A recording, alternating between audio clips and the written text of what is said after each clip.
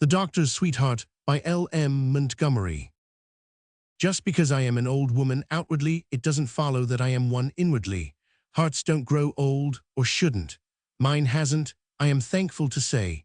It bounded like a girl's with delight when I saw Dr. John and Marcella Bari drive past this afternoon.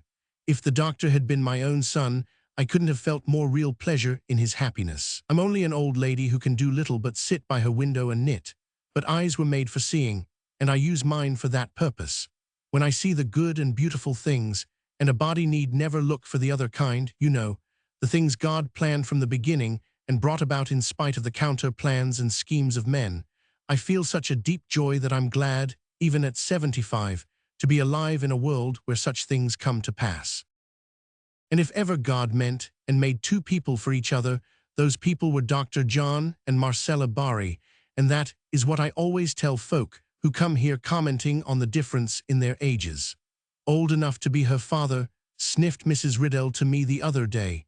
I didn't say anything to Mrs. Riddell. I just looked at her. I presume my face expressed what I felt pretty clearly.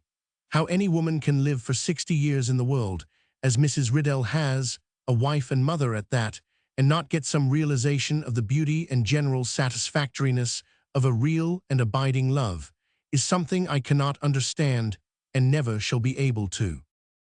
Nobody in Bridgeport believed that Marcella would ever come back, except Dr. John and me, not even her Aunt Sarah.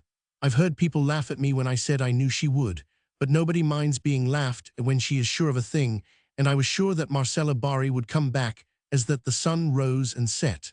I hadn't lived beside her for 8 years to know so little about her as to doubt her. Neither had Dr. John. Marcella was only 8 years old when she came to live in Bridgeport.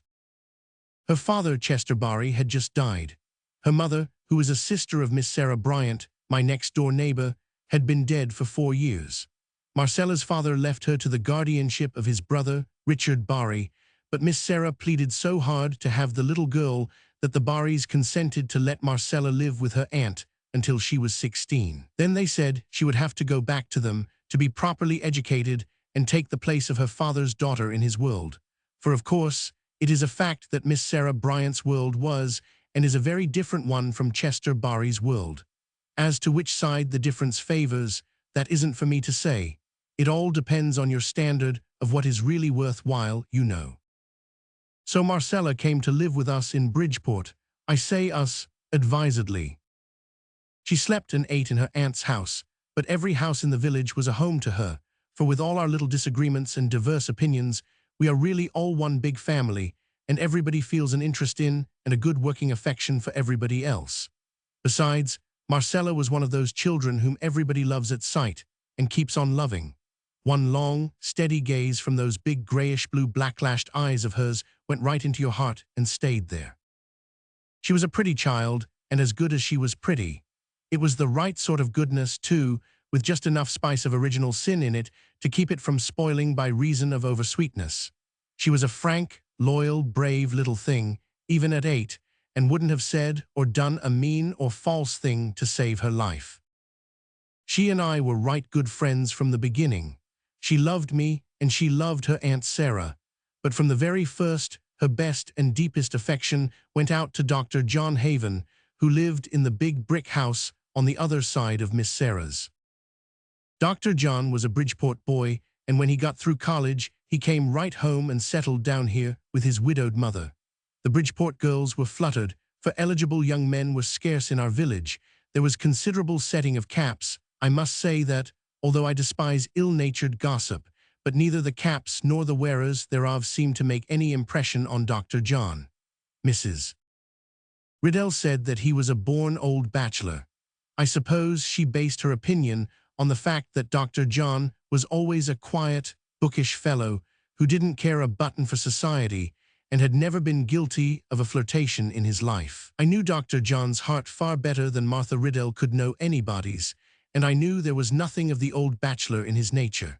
He just had to wait for the right woman, that was all, not being able to content himself with less as some men can and do. If she never came, Dr. John would never marry, but he wouldn't be an old bachelor for all that. He was 30 when Marcella came to Bridgeport, a tall, broad-shouldered man with a mane of thick brown curls and level, dark hazel eyes.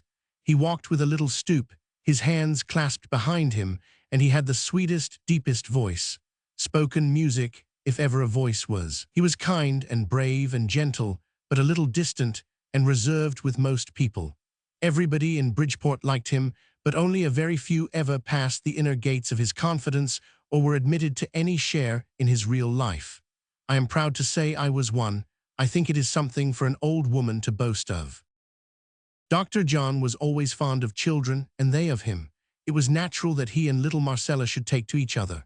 He had the most to do with bringing her up, for Miss Sarah consulted him in everything. Marcella was not hard to manage for the most part, but she had a will of her own, and when she did set it up in opposition to the powers that were, nobody but the doctor could influence her at all. She never resisted him or disobeyed his wishes.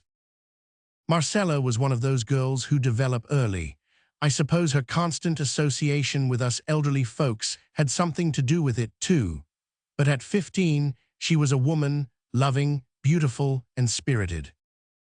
And Dr. John loved her, loved the woman, not the child. I knew it before he did, but not, as I think, before Marcella did, for those young, straight-gazing eyes of hers were wonderfully quick to read into other people's hearts. I watched them together and saw the love growing between them, like a strong, fair, perfect flower whose fragrance was to endure for eternity. Miss Sarah saw it too and was half pleased and half worried. Even Miss Sarah thought the doctor too old for Marcella, and besides, there were the Barrys to be reckoned with.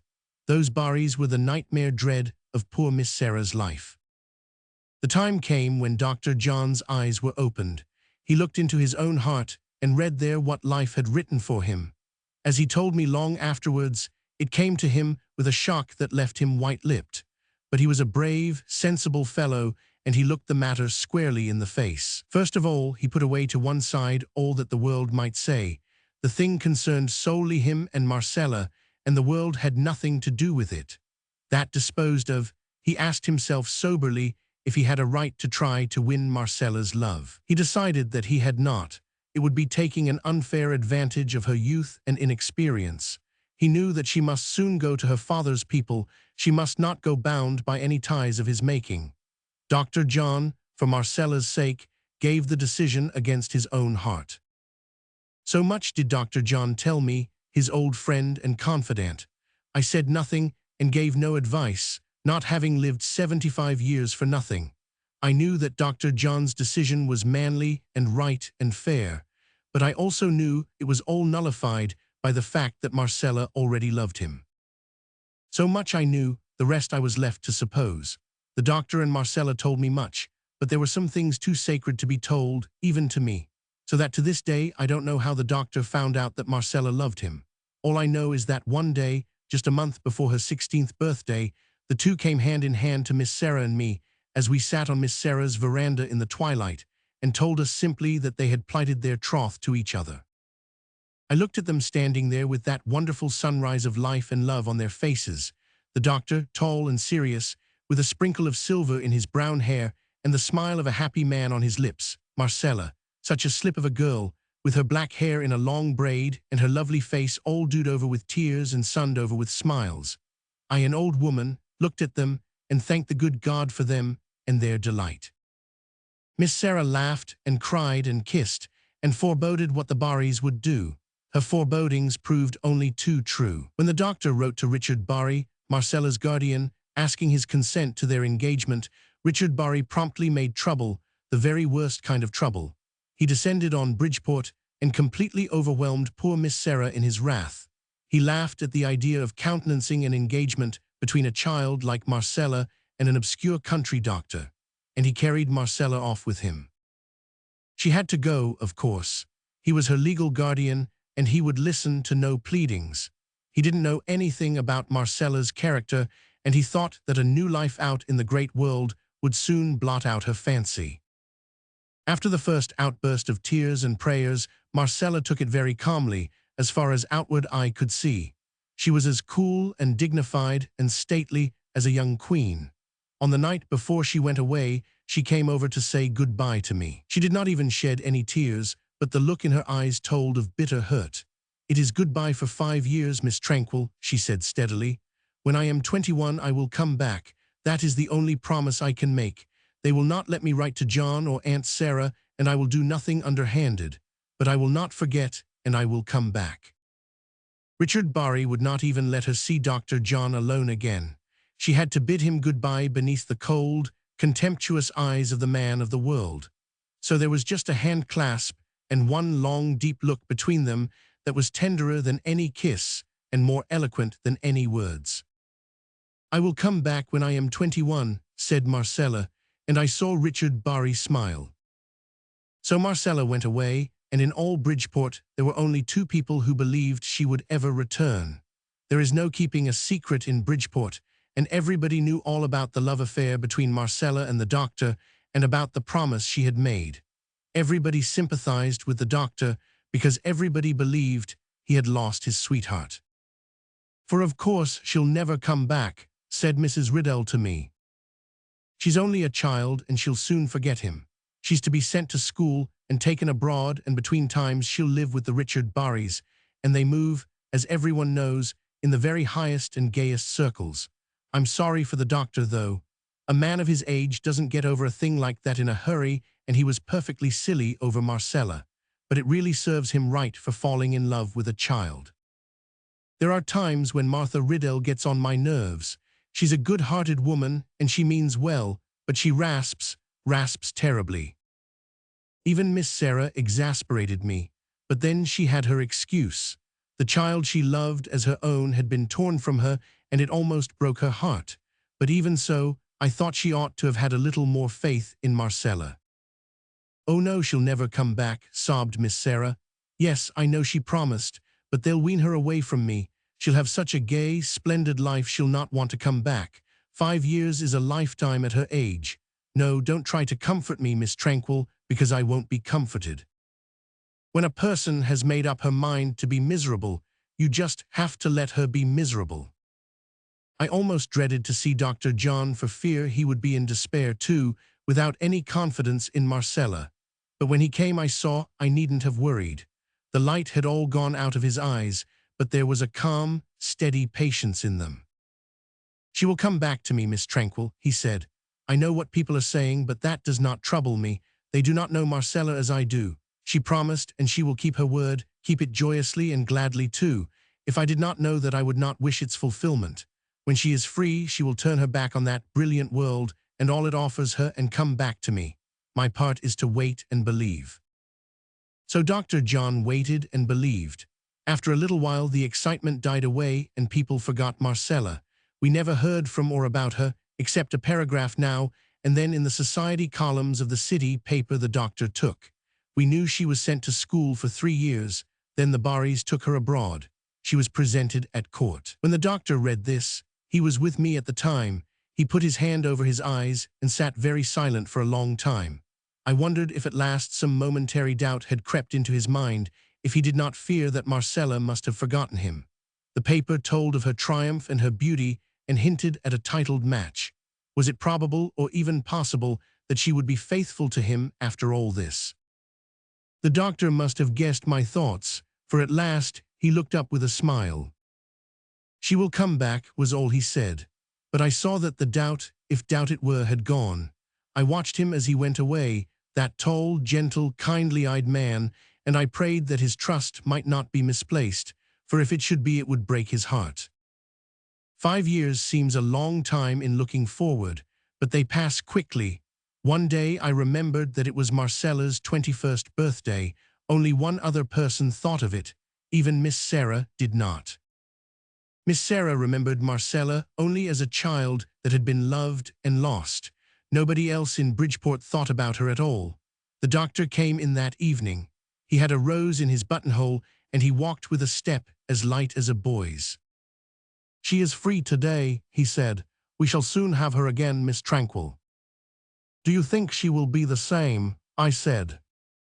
I don't know what made me say it. I hate to be one of those people who throw cold water on other people's hopes, but it slipped out before I thought. I suppose the doubt had been vaguely troubling me always, under all my faith in Marcella, and now made itself felt in spite of me. But the doctor only laughed.